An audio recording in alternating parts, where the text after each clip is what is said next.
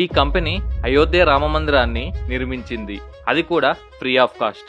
అయోధ్య రామమందిరం గురించి యూట్యూబ్లో చాలా వీడియోస్లు ఉన్నాయి. కానీ ఏ ఒక్క వీడియోలో ఈ కంపెనీ గురించి సపరేట్గా చెప్పడం కానీ మెన్షన్ చేసింది కానీ లేదు. నేను కూడా ఈ కంపెనీ గురించి తెలిసాక షాక్ అయ్యాను. మొత్తం ప్రపంచవ్యాప్తంగా 50కి పైగా దేశాల్లో ఈ కంపెనీ తన బిజినెస్ ని రన్ చేస్తుంది. దీని రెవెన్యూ $24 బిలియన్ కంటే ఎక్కువ.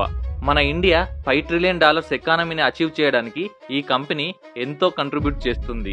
కానీ దీని గురించి ఎవరికీ తెలియదు. ఈ కంపెనీ కేవలం రామ మందిరం మాత్రమే కాకుండా వరల్డ్ లార్జెస్ట్ స్టాచ్యూ అయిన స్టాచ్యూ ఆఫ్ యూనిటీ, ప్రపంచంలో అతిపెద్ద స్టేడియాలలో ఒకటైన Narendra Modi cricket stadium, Wankhede stadium, Mumbai airport, Delhi airport, Mumbai transfer link, చెన్నైలో అతిపెద్ద చోళ హోటల్ ని నిర్మించింది కూడా ఈ కంపెనీయే.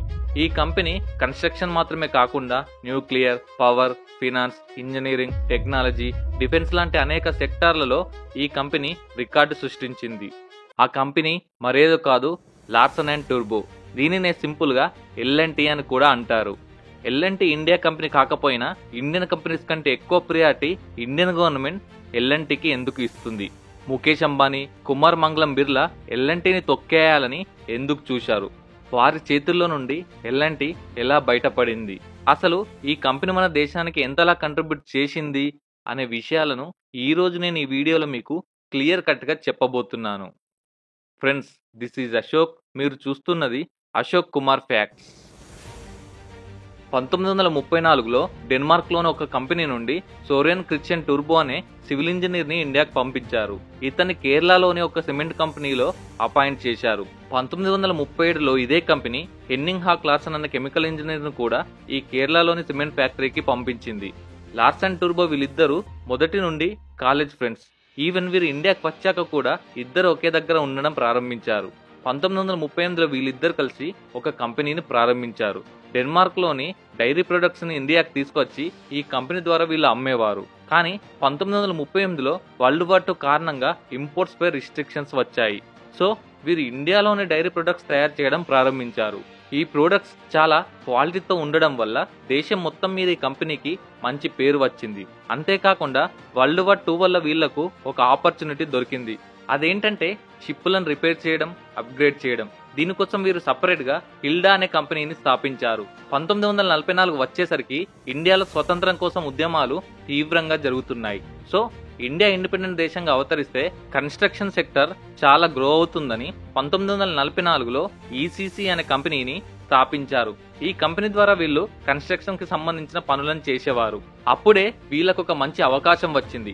టాటా కంపెనీ సోడా యాష్ ఫ్యాక్టరీని నిర్మించి పెట్టాలని వీళ్లకు చెప్పింది.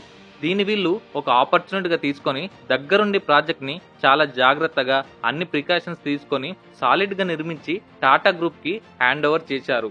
దీనివల్ల ఈ కంపెనీకి ఇండియా అంతటా మంచి పేరు వచ్చింది. L&T అనేది కేవలం ఇండస్ట్రియల్ ఎక్విప్మెంట్స్ మాత్రమే తయారు చేసే కంపెనీ. ECC కేవలం కన్స్ట్రక్షన్ మాత్రమే చేస్తుంది. ఇవి రెండు వేరు కంపెనీలుగా రిజిస్టర్ చేయబడ్డాయి. 1944లో ECC ప్రారంభమైతే 1946లో L&T పేరు మీద రిజిస్టర్ అయింది. ఆ తర్వాత L&Tలో ECCని మెర్జ్ చేసి లార్సన్ అండ్ టూర్బో కంపెనీగా మార్చారు.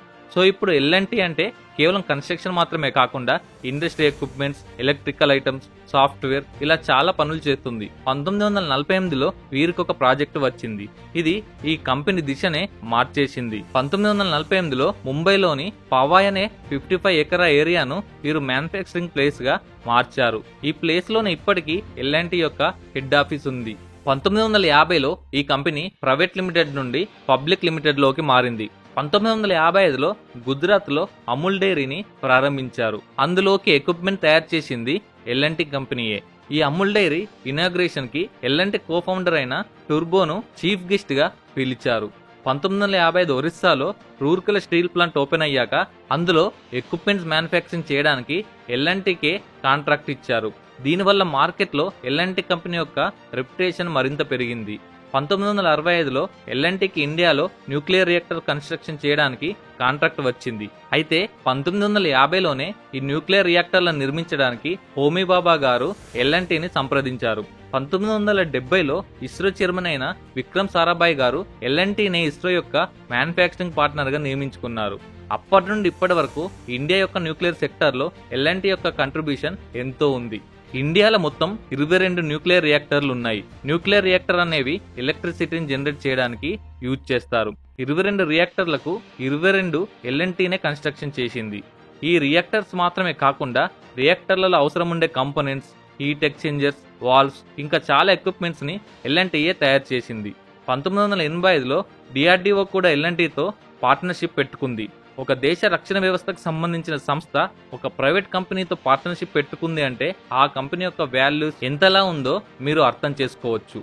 ఇవే కాకుండా Ayodhya Ram Mandir temple, Hyderabad metro, statue of యూనిటీని నిర్మించింది ఎల్ఎన్టీనే. అంతెందుకు, ముంబైలోని సముద్ర మార్గంలో 21 కిలోమీటర్ల వంతెన అయిన అటల్ సేతును నిర్మించింది కూడా ఎల్ఎన్టీనే. ఇలా చెప్పుకుంటూ పోతే ఎల్ఎన్టీ నిర్మించినవి ఎన్నో ఉన్నాయి. ఎల్ఎన్టీలో 3 లక్షలకు పైగా కార్మికులు పనిచేస్తున్నారు. 180కి పైగా సబ్సిడరీ కంపెనీలు ఎల్ఎన్టీకి ఉన్నాయి. లార్సెన్ అండ్ టూర్బో డెన్మార్క్ దేశస్థులైనా కూడా వారు ఇండియాని తమ సెకండ్ హోమ్ల్యాండ్ గా చెప్పేవారు. ఎల్ఎన్టీ ఫారెన్ కంపెనీ కానే కాదు, ఇండియన్ గవర్నమెంట్ కూడా ఎల్ఎన్టీని ఇండియన్ కంపెనీ లాగే చూస్తుంది. ఈవెన్ లార్సెన్ టూర్బో ఇండియన్ పౌరసత్వాన్ని తీసుకున్నారు. స్వతంత్రం రాకముందు నుండి ఇప్పటి వరకు ఎల్ఎన్టీ భారతదేశ నిర్మాణంలో ముందుంటూ ఎన్నో నిర్మాణాలు చేసింది. అయితే ఇక్కడి వరకు బాగానే ఉంది. కానీ లార్సెన్ అండ్ టూర్బో మరణాల తర్వాత ఎల్ఎన్టీ చాలా చిక్కుల్లో పడింది. ఇండియాలో అతిపెద్ద కంపెనీగా అవతరించిన ఎల్ఎన్టీపై చాలా మంది కన్ను పడింది. ఏఎం నాయక్, ఎన్ఎం దేశాయ్ వీరిద్దరూ ఎల్ఎన్టీ ఫార్మర్ చైర్మన్స్. ఈయన దుబాయ్ బేస్డ్ బిజినెస్ మ్యాన్ అయిన మను చబారియా. ఇక మిగతా వాళ్ళిద్దరూ ధీరుభాయ్ అంబానీ, కుమార్ మంగళం బిర్లా. వీళ్ళను గుర్తుపెట్టుకోండి, వీళ్ళ ఇంపార్టెంట్ క్యారెక్టర్స్. సో మీకు ఈజీగా ముందు అర్థమవుతుంది.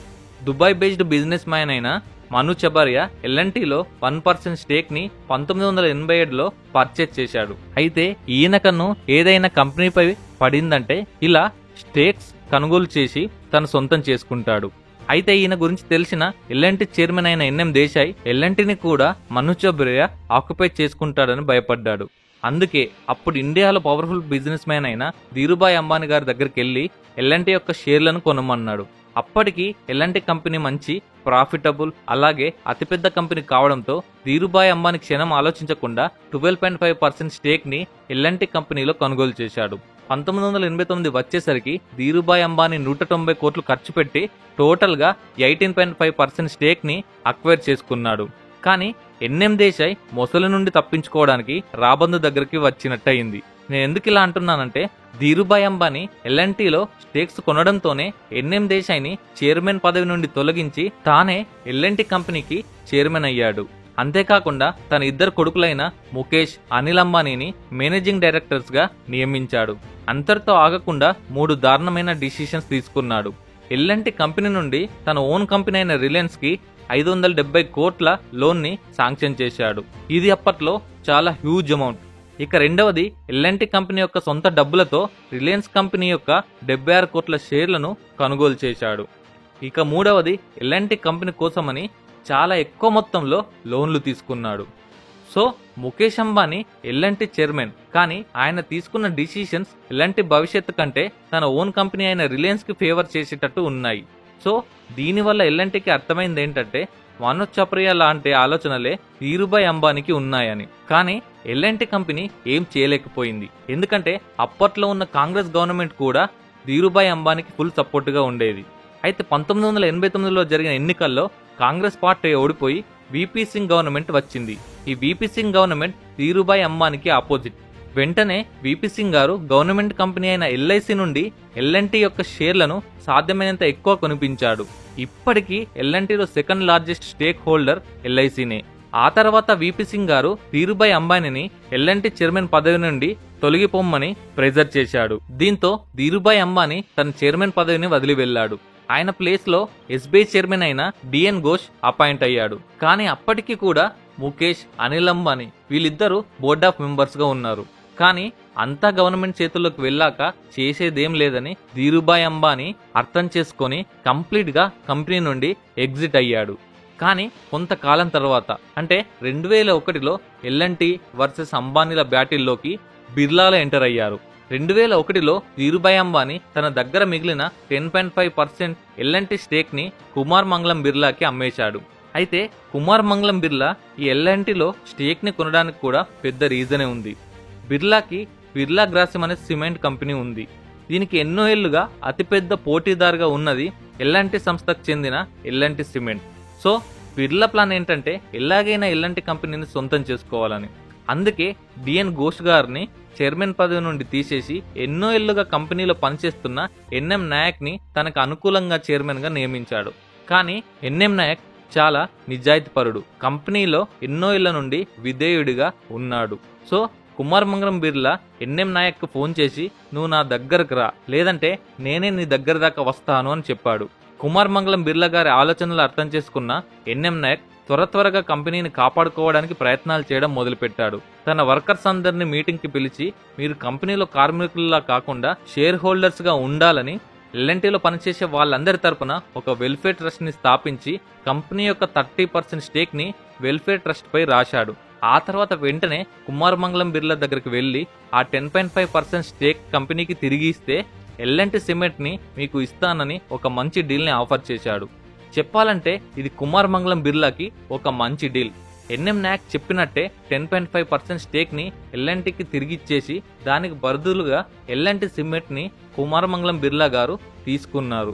దానికి అల్ట్రాటెక్ సిమెంట్ అని పేరు పెట్టారు. ఇప్పుడు దేశంలో నెంబర్ 1 సిమెంట్ గా ఉన్నది ఈ అల్ట్రాటెక్ కంపెనీయే. ఎప్పుడైతే అల్ట్రాటెక్ ని కుమార్ మంగళం బిర్లా గారు తీసుకున్నాక బిర్లా గ్రూప్ కంపెనీ అప్పటి నుండి ఇప్పటి వరకు ఈ సిమెంట్ కంపెనీ వల్ల ఎంతో ఎదిగింది. ఇప్పటికీ బిర్లా అంటే అల్ట్రాటెక్ సిమెంటే గుర్తుకొస్తుంది. ఈ విధంగా ఎన్ఎం నాయక్ బిర్లా దగ్గర నుండి అలాగే ఇకపై ఎవ్వరు కూడా ఎల్ఎన్టీని ఆక్యుపై చేయకుండా ఎల్ఎన్టీని రక్షించాడు. ఎల్ఎన్టీ కంపెనీ యొక్క గ్రోత్ కి మెయిన్ రీజన్ ఎన్ఎం నాయక్. ఇతను 1999లో ఎల్ఎన్టీలో సీఈఓగా ఉన్నప్పుడు కంపెనీ రెవెన్యూ కేవలం 5,000 కోట్లు మాత్రమే. 2017లో ఈయన రిజైన్ చేసేసరికి ఎల్ఎన్టీ యొక్క రెవెన్యూ 1,25,000 కోట్లు. 2023కి వచ్చేసరికి దీని రెవెన్యూ 1,86,000 కోట్లకు చేరింది. అలాగే ఎల్ఎన్టీ కంపెనీ కన్స్ట్రక్షన్ మాత్రమే కాకుండా finance, technology, IT services, infrastructure, ship building, heavy engineering, construction and mining machinery, power, defence లాంటి సెక్టార్లలో పనిచేస్తుంది. ఎల్ఎన్టీ ఇప్పుడు దేశంలోనే కాదు ప్రపంచంలోనే టాప్ 10 కన్స్ట్రక్షన్ కంపెనీలలో ఒకటి. ఈ కంపెనీ ఇండియా 5 ట్రిలియన్ ఎకానమీ సాధించడంలో తన పాత్రను పోషిస్తుంది. ఎల్ఎన్టీ ఇలాగే భవిష్యత్తులో ఇండియాలోనే కాదు వరల్డ్లోనే నెంబర్ 1 కంపెనీగా ఇండియాని డెవలప్డ్ నేషన్ గా మార్చడంలో మెయిన్ రోల్ పోషించాలని అనుకుంటున్నాను. ఫ్రెండ్స్, ఇది ఎల్ఎన్టీ యొక్క స్టోరీ. మరొక ఇంట్రెస్టింగ్ టాపిక్తో నెక్స్ట్ వీడియోలో కలుద్దాం.